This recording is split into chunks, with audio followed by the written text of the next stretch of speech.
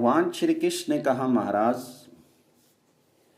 अब मैं भगवान विष्णु के विभूति द्वादशी नामक सर्वोत्तम व्रत का वर्णन कर रहा हूँ, जो संपूर्ण देवगुणों द्वारा अभिवंदित है। बुद्धिमान मनुष्य कार्तिक मास वैशाख मार्गशीर्ष फागुन अथवा आषाढ़ मास में शुक्ल पक्ष की 10वीं तिथि को स्वल्प आहार करके सायंकालिक संध्या उपासना से निवृत्त होकर इस प्रकार का नियम ग्रहण करे कि प्रभु, मैं एकादशी को निराहार रहकर भगवान जनार्दन की भली भांति अर्चना करूंगा और द्वादशी के दिन ब्राह्मण के साथ बैठकर भोजन करूंगा। केशव, मेरा ये नियम निर्विघ्नता पूर्वक पूर्ण हो जाए और फलदायक हो, फिर रात में ओम नमो नारायणाय मंत्र का जप करते हुए सो जाएं। प्रातःकाल उठकर स्नान जप आदि करके पवित्र होकर श्वेत पुष्पों की माला एवं चंदन आदि से भगवान पुंडरीकाक्ष का पूजन करें। 1 वर्ष तक प्रति मास क्रमशः भगवान जी के 10 अवतारों तथा दत्तात्रेय और व्यास की स्वर्णमयी प्रतिमा का स्वर्ण निर्मित कमल के साथ दान करना चाहिए। उस समय छल कपट पाखंड आदि से दूर रहना चाहिए। राजन, इस प्रकार यथाशक्ति 12 द्वादशी व्रतों को समाप्त करके वर्ष के अंत में गुरु को लवन पर्वत के साथ साथ गौ सहित शैया दान करना चाहिए। व्रती यदि संपत्तिशाली हो तो उसे वस्त्र, श्रृंगार सामग्री और आभूषण आदि से गुरु की विधि पूर्वक पूजा करके ग्राम अथवा ग्रह के साथ साथ भूमि का दान करना चाहिए। साथ ही अपनी शक्ति के अनुसार अन्य ब्राह्मणों को भी भोजन कराकर उन्हें वस्त्र, गौदान, रत्न समूह और धन राशियों द्वारा संतुष्ट करना चाहिए। स्वल्प धन वाला व्रती अपनी सामर्थ्य के अनुसार दान करे तथा जो व्रती परम निर्धन हो किंतु भगवान माधव के प्रति उसकी प्रगाढ़ निष्ठा हो तो उसे 3 वर्ष तक पुण्य पुष्प अर्चन की विधि से इस व्रत का पालन करना चाहिए। जो मनुष्य उपयुक्त विधि से विभूति द्वादशी व्रत का अनुष्ठान करता है वह स्वयं पाप से मुक्त होकर अपनी 100 पीढ़ियों तक के लिए पितरों को तार देता है। उसे 1 लाख जन्मों तक ना तो शोक रूप फल का भागी होना पड़ता है, ना व्याधि और दरिद्रता ही घेरती है तथा ना बंधन में ही पड़ता रहता है। वह प्रत्येक जन्म में विष्णु अथवा शिव का भक्त होता है। राजन, जब तक 108 सहस्त्र युग नहीं बीत जाते तब तक वह स्वर्गलोक में निवास करता है और पुण्य क्षीण होने पर पुनः भूतल पर राजा होता है। भगवान श्री कृष्ण ने पुनः कहा, महाराज बहुत पहले रथंतर कल्प में पुष्पवाहन नाम का एक राजा हुआ था जो संपूर्ण लोकों में विख्यात तथा तेज में सूर्य के समान था। उसकी तपस्या से संतुष्ट होकर ब्रह्मा ने उसे एक सोने का कमल प्रदान किया था जिससे वह इच्छा अनुसार जहां कहीं भी आ जा सकता था। उसे पाकर उस समय राजा पुष्पवाहन अपने नगर एवं जनपद वासियों के साथ उस पर आरूढ़ होकर स्वेच्छानुसार देवलोक में तथा 7 द्वीपों में विचरण किया करता था।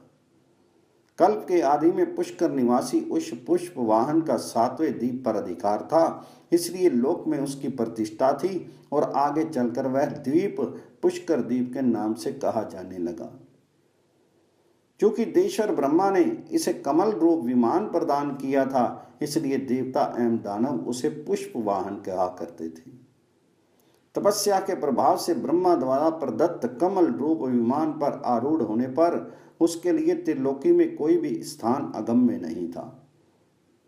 नरेंद्र, उसकी पत्नी का नाम लावण्यवती था। वह अनुपम सुंदरी थी और हजारों नारियों द्वारा चारों ओर से समादृत होती रहती थी। वह राजा को उसी प्रकार अत्यंत प्यारी थी जैसे शंकर जी को पार्वती जी परम प्रिय हैं। उनके 10,000 पुत्र थे जो परम धार्मिक और धनुर्धारियों में अग्रगण्य थे। अपनी इन सारी विभूतियों पर बारंबार विचार करके राजा पुष्पवाहन विस्मय विमुग्ध हो जाता था। एक बार प्रचेता के पुत्र मुनिवर वाल्मीकि राजा के यहाँ पधारे। उन्हें आया देखकर राजा ने उनसे इस प्रकार प्रश्न किया।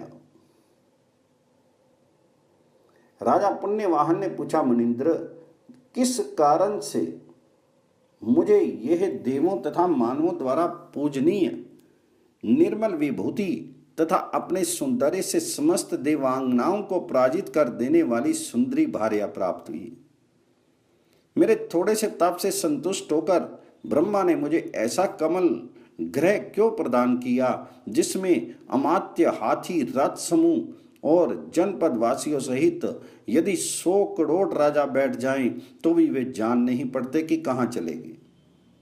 वह विमान तारागणों, लोकपालों तथा देवताओं के लिए भी अलक्षित सा रहता है।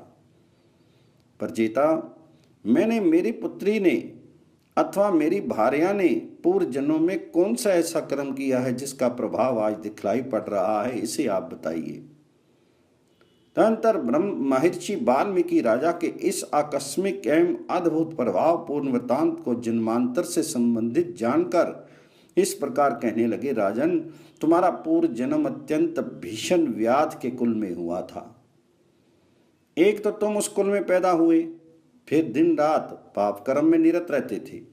तुम्हारा शरीर भी कठोर, अंग संधि युक्त तथा बेडोल था।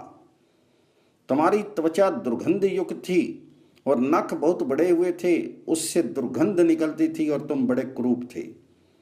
उस जन्म में ना तो तुम्हारा कोई हितैषी मित्र था, ना पुत्र और ना भाई बंधु ही थे, ना माता पिता और बहनें थी। भोपाल, केवल तुम्हारी ये परम प्रीतम पत्नी ही तुम्हारी अभीष्ट परम अनुकूल संगनी थी।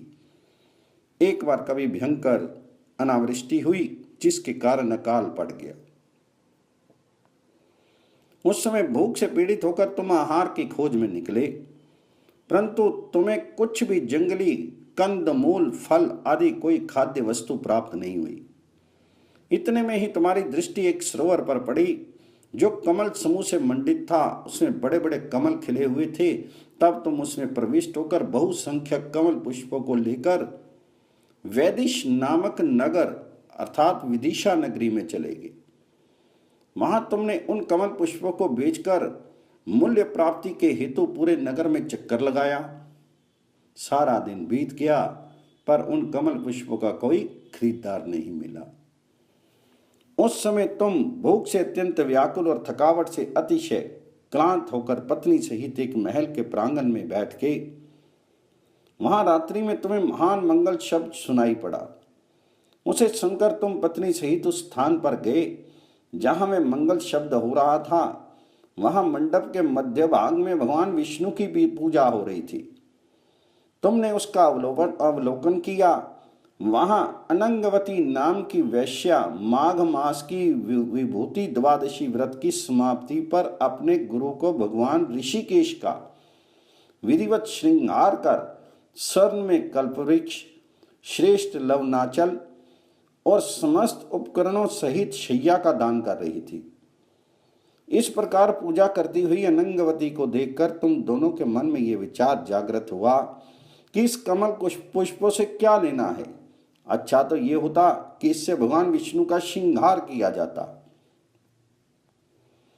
नरेश्वर, उस समय तुम दोनों पति पत्नी के मन में ऐसी भक्ति उत्पन्न हुई और इसी अर्चा के प्रसंग में तुम्हारे उन पुष्पों से भगवान केशव और लवनाचल की अर्चना संपन्न हुई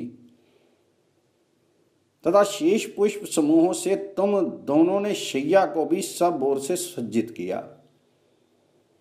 तुम्हारी इस क्रिया से अनंगवती बहुत प्रसन्न हुई।